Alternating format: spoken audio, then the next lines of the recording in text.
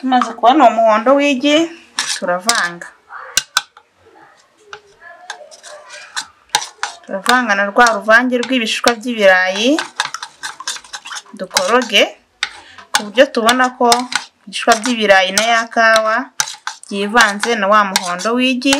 Nipfizi bitandira gukomeza kwinda umugabo namusanze mu ndacengerwa z'Ibunyabungo intore zifashe wabona nduwagerukiza ngabo genda umuhanzi udahandane twa nzinzi wanzigiye narenda rya nkaryama nkaryongora maze naba ntariye nkangana uruzajyana yemwe we genda ho turatsinze 250 nukuri ndabemeye. Ku bantu rero bakunda kugira imisatsi myiza hari abajya babangamirwa n'imvi ugasanga imvi zaje imburagihe umusatsi wawe wabaye umweru atari uko ushaje. Turabizi ko ku muntu ushaje hari igihe uturemangingo tw'umusatsi dutuma wa musatsi w'umweru ari byo twita imvi, ariko mu gihe zaje imburagihe tugiye kwiga uburyo wakora umuti uvura izo mvi kandi ubikoresheje mu buryo bw'umwimerere bidasabye kanta cyangwa se bidasabye amatenti umusatsi wawe izo mvi zigashiramo ukaba umusatsi wirabura umeze neza cyane. Mwibutsa ko mu gihe wakoze uyu muti ni byiza ko wakoresha amavuta meza y'umusatsi na vitamine by'umusatsi byitwa Sontax ndetse na Shazane. Ku muntu yakeneye nimero ndazishyira kuri iyi video ndetse no muri description kugira ngo ku muntu ukeneye amavuta meza na vitamine by'umusatsi Sontax na Shazane aze kumpamagara mubwire ko yamugeraho. Turi bukenere igi rimwe, dukenere ibirayi ariko ibishishwa byabyo nibyo dukenere ikawa. Dutangire duhata bya birayi, icyo dushaka ni ibishishwa biva kuri ibi birayi nibyo dukoresha uyu muti udufasha mu kuvura imvi kandi ukoresheje uburyo bw'umwimerere bitagusabye rwose uhora ushyira kanta mu mutwe. Uhata ikirayi ukabona ko igishishwa wakigezeho neza ntabwo bisaba kugica hejuru, niyo mpamvu ubona ko ndi kugenda ninjiramo mu kirayi neza na kano nako kaba gakenewe.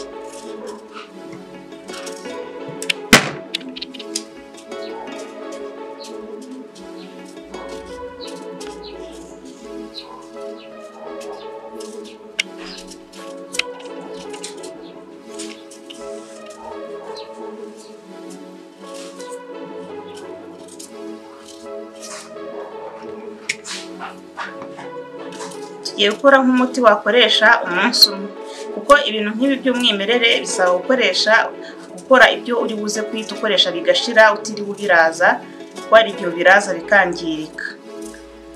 Ibirayi 3 rero birahagije kugira ngo tubone ibishishwa biri buze kudufasha cyangwa se bitewe n'umusatsi wawe ukungana. Umusatsi ushobora kuba ari mwinshi urimo imvi nyinshi bigatuma ikirayi uhata byinshi kugira ngo ubone ibishishwa byinshi. Turagenda tubicamo duce kugira ngo bize kutworohera mu kubitunganyamo wa muti.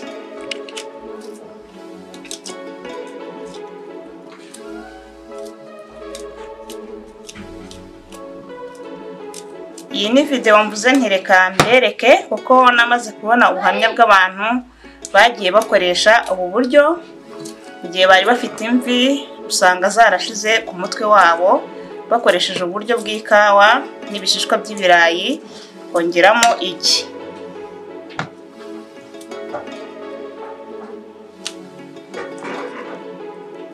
Ya bishishwa turabishyira mu isafuriya kongeremo amazi nk'igikombe kimwe ducane tureke iminota nka 12 amazi abira. Ndabereka igikurikiraho.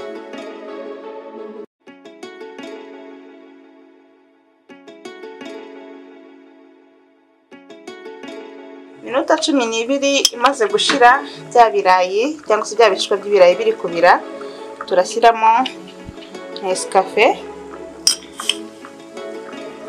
ikiyiko kimwe. Mu gihe ugiye gukoresha umusatsi wawe ku nshuro imwe. Hanyuma tumaze kuyishyiramo rero uracanira ku buryo aya mazi aza gukama hagasigaramo 1/2 cyayo kugira ngo umuti uze gukora neza. Komeza ucanire utegereze ase nk'akamamo.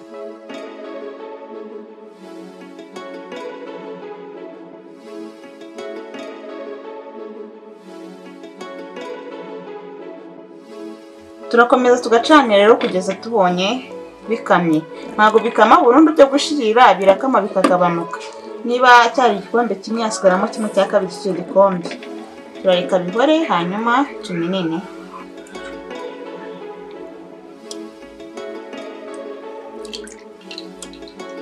Urabona ko ku muntu tutatangiranye ashobora kuzavuga ati iyo kanta se niyo mugiye gutera, kubera ko biba bisa nka kanta.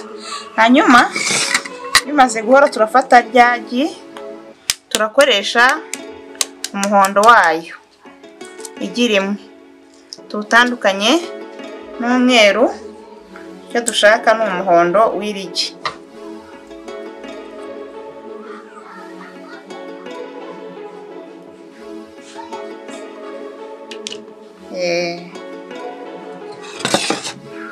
Tumaze kubona umuhondo w'igi, turavanga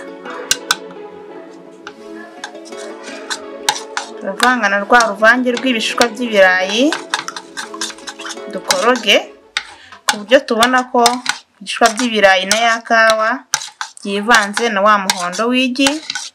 Niba urabona ko rigenda rihinduka kubera wa muhondo w'igi.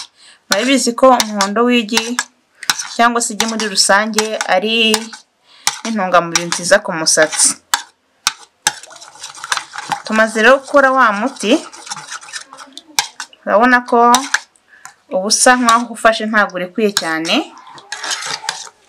Njye rero mfite ibisuko ku mutwe, ntabwo mfite umusatsi ku buryo nahita mbikoresha, yemwe nta n'imvi mfite.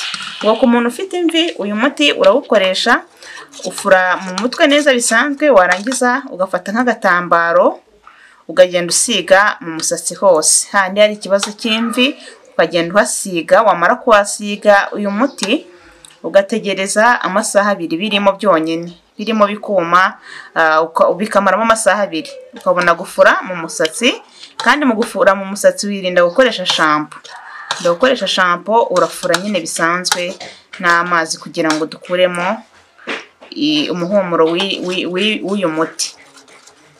Ukabikora gutyo mu gihe ushaka kurwanya imvi cyangwa se mu gihe ushaka kwivura imvi zaje imburagihe, dukoresha uyu muti. Ntabwo bisaba ko uhozamo kuko igihe kiragera bikarangira burundu, ugasigarana umusatsi wawe w'umukara uzira imvi ukoresheje ikawa, ikirayi n'igi. Ku muntu rero ushaka kandi kugira umusatsi mwiza, reka mbereke amavuta na vitamine byiza by'umusatsi. Iri cupa ryitwa Sontax, iri rikitwa Shazane. Si ku mazina gusa, iyi ni vitamine, aya ni amavuta. Ku bantu rero bakunda umusatsi, izi product murazikoresha, murazizi.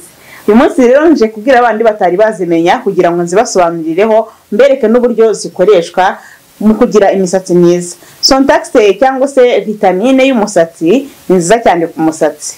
Ikozwe mu mbuto n'imboga. Imboga bishyirwa hamwe bigakamurwamo intungamubiri, proteine n'imyunyungugu bifasha umusatsi gukura ukamera neza cyane. Naho Shazane hair oil ni amavuta meza y'umusatsi, akoze mu buryo busukika, umushongi. Akoze mu gikakarubamba. Igikakarubamba ku bantu bakizi ni ikimera cyiza cyane, gifasha mu kugira imisatsi myiza no gutuma imisatsi ikura. Aya macupa rero impamvu nayazanye uyu munsi, hari abantu bari kuyakoresha bahamaki cyane, bashimira ko mwahisemo neza, muhitamo Sontax na Shazane.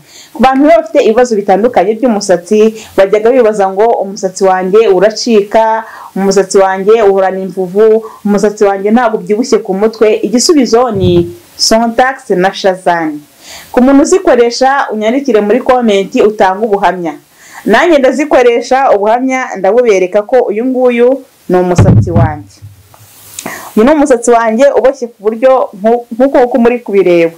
Ntimubizi se umusatsi nari mfite narawukase, warabaye nyine ari gake cyane, ariko nangiye kuwutereka nkoreshamo Sontax na Shazane, bikama umusatsi ubyibushye, bikama wa musatsi ubona usa neza kandi wa musatsi udacika. Umutwe wanjye nta mvuzi yaranga kuko namenye Sontax na Shazane. Hari uburyo rero zikoreshwa. Ku muntu ziguze ziragendana. Sontax ni vitamine, hanyuma Shazane ni amavuta. Nkuko byumva ni ibintu bibiri bitandukanye kandi ni ibintu bibiri umusatsi ukenera. Ntabwo wagura vitamine gusa ngo ujye gushyira mu musatsi utaguze amavuta, bitewe n'uko iyi vitamine ikozwe mu mbuto n'imboga. Hari amasukari aba mu mbuto n'imboga ashobora gutuma umusatsi usa nkaho ukomeye, ariko iyo ukoreshejeho shazane biragendana, bigatuma wa musatsi umera neza ukaba woroshye.